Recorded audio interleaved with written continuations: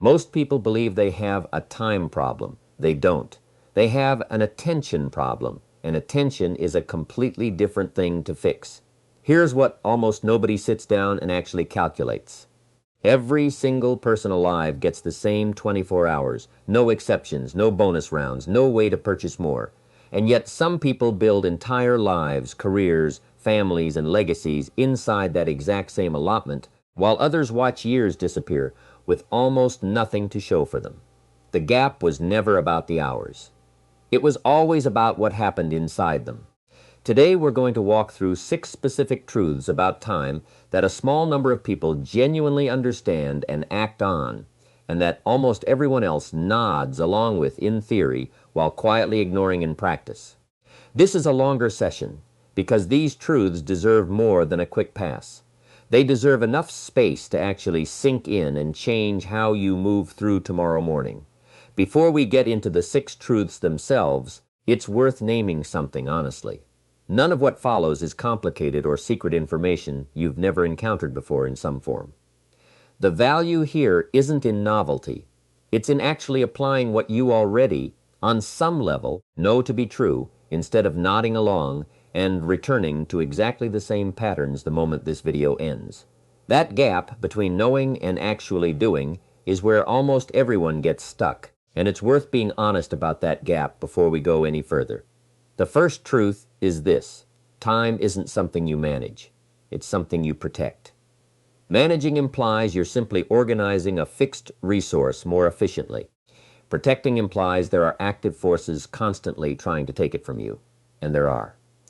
Every app on your phone, every notification, every mildly interesting distraction is quietly competing for the exact same limited hours you have to build the life you actually want. It's worth being specific about who and what is actually competing for your time, because naming it clearly makes it easier to defend against.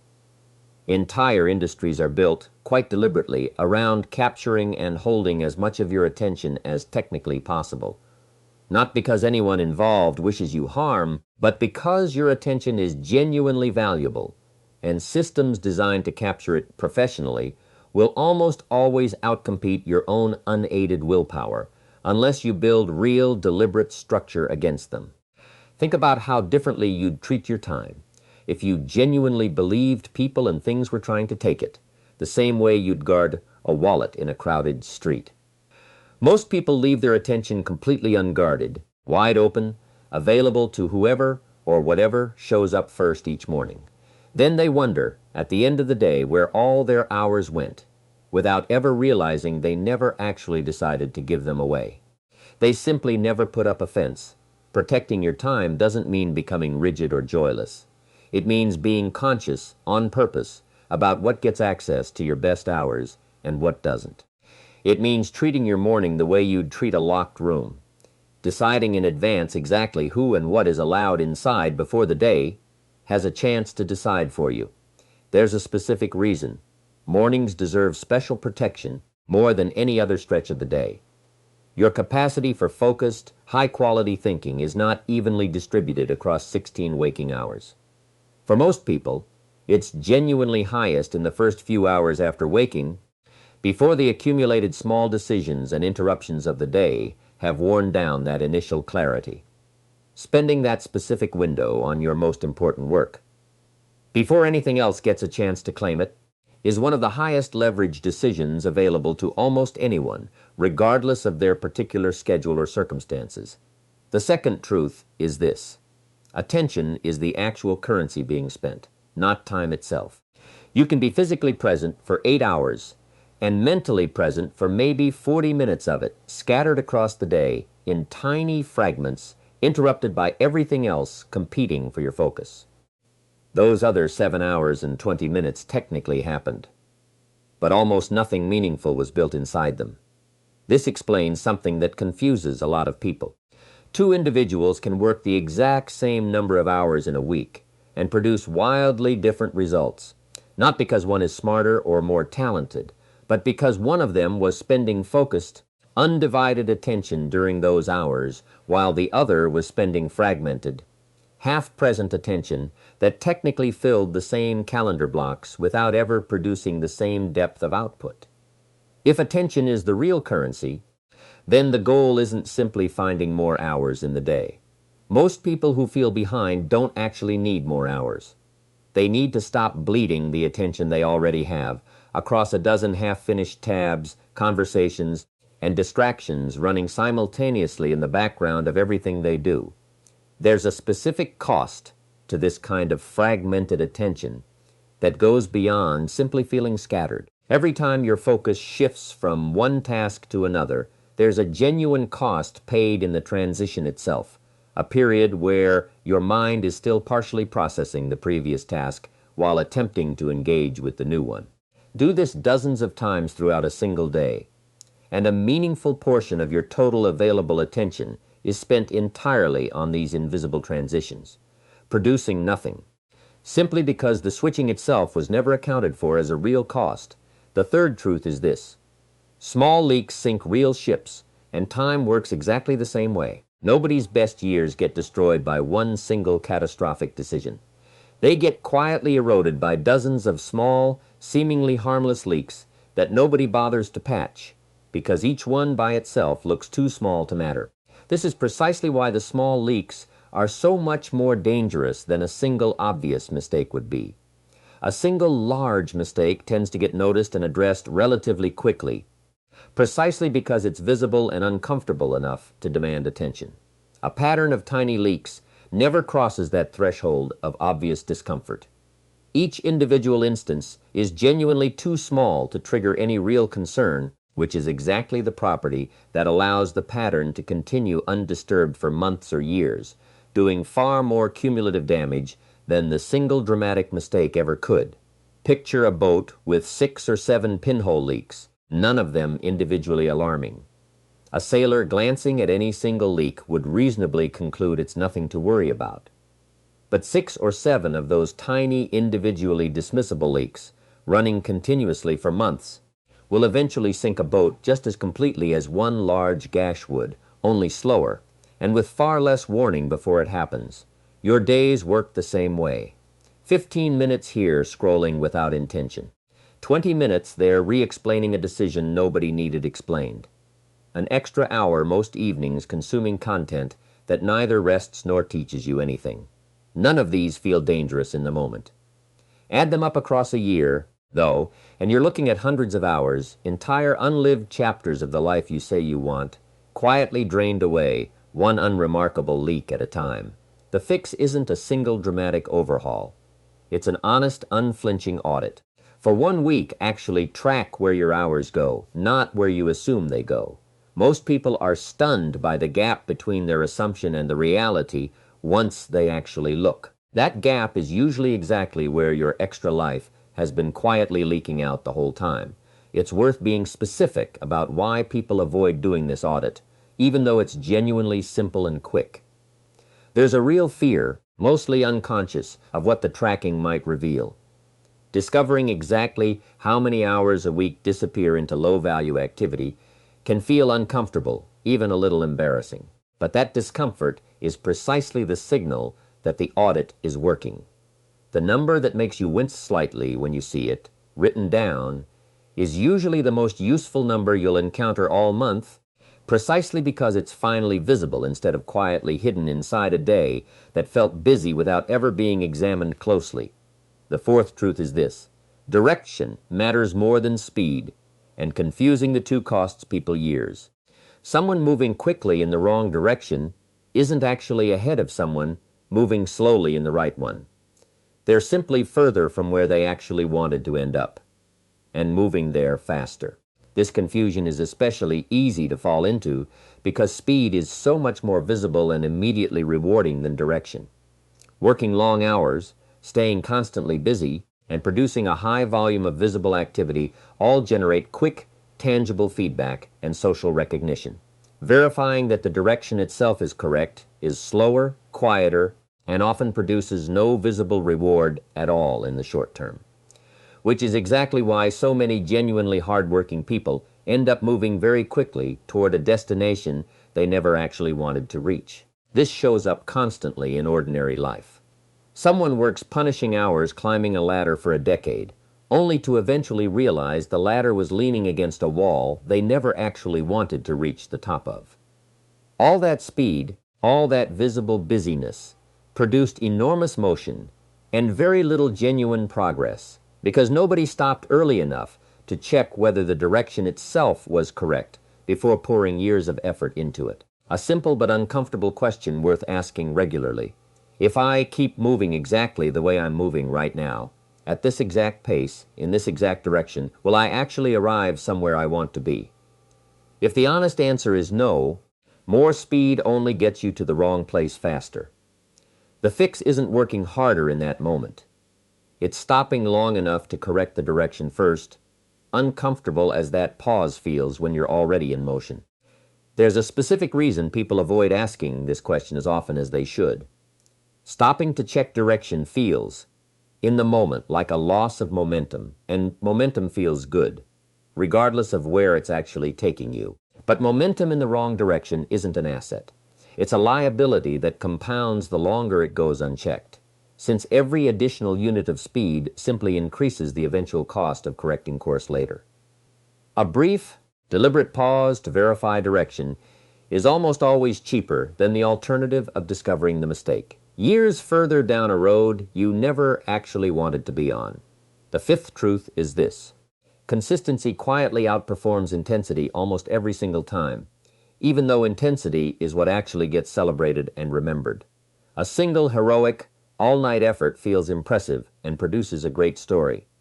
A modest, unglamorous, daily effort, repeated for months without anyone noticing, actually produces the results the heroic effort only pretended to. There's a reason intensity gets so much more attention than consistency, despite being the less reliable strategy. Intensity is dramatic, easy to point to, and makes for a compelling story to tell afterward. Consistency is boring, nearly invisible on any single day, and offers almost nothing exciting to point to in the moment. But results, over any meaningful time frame, rarely care about which strategy made the better story. They simply reflect whatever was actually repeated most reliably over the longest stretch of time. Think about anything that took real shape over time. A skill, a body of work, a relationship. None of it was built primarily in the dramatic bursts. It was built in the quiet, repeated, easily forgettable sessions that happened on ordinary days when nobody was watching and no particular excitement was present. The dramatic burst usually just marks the moment the accumulated consistency finally became visible to everyone else. This means the actual skill worth building isn't the ability to work an incredible sprint once in a while. It's the far less glamorous ability to show up at a sustainable, repeatable level day after day, especially on the days that offer no immediate reward for doing so. That unglamorous consistency is almost always the real engine running underneath every result that later gets mistaken for a single burst of intensity or talent. There's a practical reason consistency outperforms intensity so reliably, beyond simply adding up more total effort over time. Consistent effort allows for genuine compounding, where each session builds on the learning and momentum of the previous one. Sporadic, intense bursts separated by long gaps rarely compound in the same way, because much of the gap between bursts is spent reacquiring context and momentum that was lost during the pause, rather than building genuinely new progress on top of what came before. And the sixth truth is this. Every hour you spend is quietly casting a vote for the specific person you're in the process of becoming. Not metaphorically, literally. An hour spent learning casts a vote for a more capable future version of you. An hour spent avoiding something important casts a vote for a version of you that stays exactly where they currently are. No single vote, by itself, determines the outcome. One wasted hour doesn't ruin anything, and one productive hour doesn't transform anything either. But elections aren't decided by a single vote. They're decided by the accumulated pattern of thousands of them, cast over time in a consistent direction. Your future self is being elected, hour by hour, whether or not you're paying attention to the ballot you're currently casting. This framing is useful precisely because it removes the pressure of needing any single day to be perfect.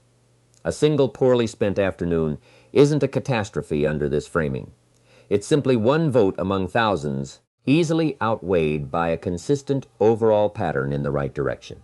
This is considerably more sustainable, psychologically, than treating every single hour as a make-or-break moment, which tends to produce either paralyzing anxiety or the opposite. A complete abandonment of the effort entirely after the first inevitable off day. This reframe changes how an ordinary Tuesday afternoon feels. It's no longer just an unremarkable hour to get through. It's a vote cast either toward or away from the person you say you want to become. Most hours in isolation feel too small to matter. Almost none of them are. Once you see them as part of the running tally they're actually contributing to, it's worth adding an important nuance here, because this idea can otherwise tip into unhealthy pressure. Not every single hour needs to be a productive vote for growth. Genuine rest, genuine enjoyment, and genuine connection with the people you care about are themselves votes for a well-lived life, not exceptions to it. The point isn't to eliminate rest or leisure from the tally. It's to notice when a pattern of hours has drifted entirely toward passive, unintentional consumption, disconnected from anything you'd actually choose on reflection, versus hours that are genuinely restorative and chosen on purpose, even if they look similar from the outside. There's a seventh truth worth adding here, closely connected to the first six, but distinct enough to deserve its own space. Time debt behaves differently than financial debt, and understanding the difference matters. When you borrow money, you know exactly how much you owe and exactly what the repayment terms are. When you borrow time from your future by neglecting something important today, the interest accrues silently, invisibly, without ever sending you a statement to remind you it's growing. This is exactly why procrastination feels so deceptively harmless in the moment. Delaying an important task rarely produces any immediate, visible consequence. The cost shows up later, often much later, compounded, at a moment disconnected enough from the original decision that it's easy to miss the connection entirely. Someone who consistently postpones difficult conversations, important health decisions, or meaningful skill building doesn't experience the cost on the day they postponed. They experience it months or years later as a much larger, much harder problem that would have been considerably smaller and more manageable if addressed while it was still small.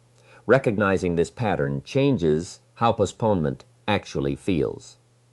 It stops looking like a harmless, victimless choice and starts looking like exactly what it is. Borrowing against a future version of yourself who never agreed to the loan and will eventually be the one paying the compounded interest on it. A useful practice for catching this pattern early. Whenever you notice yourself postponing something specifically because it feels uncomfortable rather than because it's genuinely not important right now, pause and ask what the compounded version of this delay might look like in a year if the pattern continues unaddressed. This single question, asked honestly, tends to reveal that many small, seemingly harmless postponements are actually early installments on a debt that grows considerably larger and considerably harder to pay off the longer it goes unaddressed. There's an eighth and final truth worth naming before we bring everything together, and it concerns something most people never examine directly: the difference between rest that actually restores you and rest that merely distracts you. Both feel, superficially, like taking a break. Only one of them actually leaves you with more capacity afterward. Genuine restoration tends to involve some combination of physical stillness, reduced stimulation, and a sense of genuine choice in the activity. Distraction, by contrast, often involves continued mental stimulation, passive consumption, and a nagging sense afterward that the time wasn't actually chosen so much as defaulted into out of low energy. This is why an hour of mindless scrolling frequently leaves someone feeling more depleted rather than less. Despite technically being a break from work, while a much shorter period of genuine stillness or a walk without a phone often leaves someone measurably more capable of returning to focused work afterward.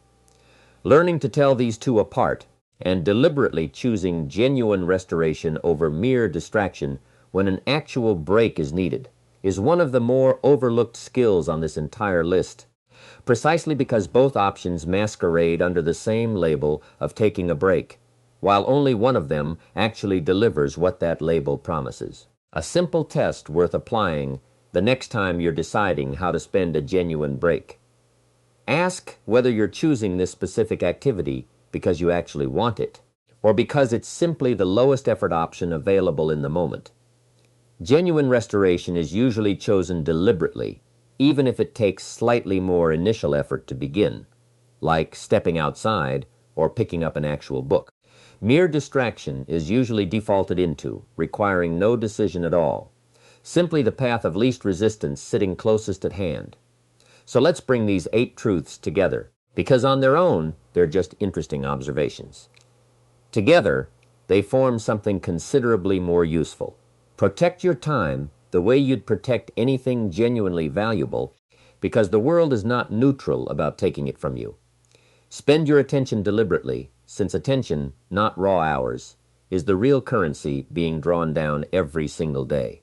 Patch the small leaks before they compound into lost years, because nothing sinks a life all at once. Check your direction regularly, since speed in the wrong direction only gets you further from where you actually wanted to arrive. Choose consistency over intensity, because the unglamorous daily session is almost always the true engine behind the impressive results everyone else notices later. Remember that every hour is a vote for who you're becoming, because your future self is being elected in small, easily overlooked increments.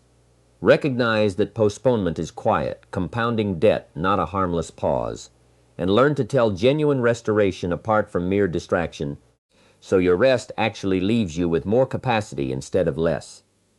None of these 8 truths require more time than you currently have. That's actually the entire point. You already have exactly what everyone who has ever built something remarkable started with. 24 hours, no more, no less. The difference was never the size of the allotment. It was always what happened inside it. Here's a practical way to start applying all of this without overhauling your entire life overnight. Pick tomorrow morning specifically. Before you check a single notification, before the day has a chance to hand you its own agenda, decide on the one thing that would make tomorrow genuinely worthwhile if nothing else got done. Protect that block of time the way you'd protect an important commitment to someone you respect. Because in a very real sense, it is exactly that, a commitment to the person you're trying to become. Then, at the end of that day, do the audit. Not a harsh, self-critical one. An honest one. Where did the hours actually go? Which of the 8 truths did you honor, and which one quietly slipped by unattended? You don't need a perfect day tomorrow. You need one honest data point, because that single data point, repeated and adjusted over weeks, is what actually starts to compound into a genuinely different relationship with your own time. It's worth being realistic about how this actually unfolds over the following weeks. The first few days of doing this will likely feel effortful and slightly awkward, the way any new habit does before it becomes automatic. Some days you'll protect your morning successfully. Other days something will genuinely interfere, and that's simply part of building any real skill. The goal isn't a flawless month. It's a clearly improving trend, measured honestly over weeks rather than judged harshly based on any single difficult day. A useful way to sustain this beyond the first week. Pick one single truth from the 8, the one that feels most relevant to whatever has been costing you the most lately, and focus exclusively on that one for the next 14 days before adding a second. Trying to perfect all 8 simultaneously is precisely the kind of overly ambitious plan that tends to collapse within days from sheer overwhelm. One truth, genuinely internalized, is worth more than 8 truths, half remembered, and never actually practiced. One last thing worth sitting with before we close. Nobody on their last day looks back and wishes they had spent one more evening scrolling through something forgettable. That regret virtually never shows up. What shows up instead, consistently, across nearly every account of people reflecting honestly near the end of a long life, is a quiet wish that they had spent more of their ordinary hours on the things and people that actually mattered to them. back when those hours were still fully available and completely ordinary. There's a reason this particular regret shows up so consistently, and it's worth understanding rather than simply accepting as an unfortunate fact of human nature. Ordinary hours don't announce their own significance while they're happening. A Tuesday afternoon rarely feels historic in the moment. It's only much later, looking back across years of accumulated Tuesday afternoons, that the pattern becomes visible, and by then the specific hours themselves are long gone and cannot be revisited or redone. This is exactly why the 6, 7, or 8 truths we've covered today matter more than they might initially seem to. They're not really about squeezing more productivity out of an ordinary Tuesday for its own sake. They're about making sure that when you eventually do look back across the accumulated pattern of your own ordinary Tuesdays, the pattern reflects something you'd actually be glad to have built, rather than something you drifted into by simply never examining where the hours were quietly going. You don't have to wait for some distant future moment to start honoring that wish. The exact same 24 hours everyone who has ever built something meaningful started with are sitting in front of you again tomorrow morning. Unclaimed, waiting to find out whether you'll protect them. Spend your attention on them deliberately. Patch the small leaks. Check your direction. Choose consistency. Cast your vote. Respect the compounding debt of postponement. And choose genuine rest over mere distraction. Not someday. Tomorrow, that's where all of this actually starts.